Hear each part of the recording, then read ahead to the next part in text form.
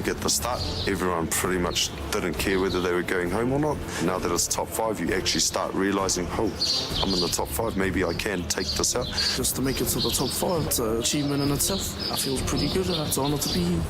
For me personally, making it to top 5 is a big achievement. We've been honoured with the likes of MotuhakE, Papa Tipene, Aotearoa, from all around Aotearoa. Knowing that you've fought these guys, I'm just really honoured. I'm really proud to be here. Massive experience. Every day is another day. Just be prepared to fight every day. If I get knocked out today, yeah, I'll get to fight back. Honoured just to be here on the last 5.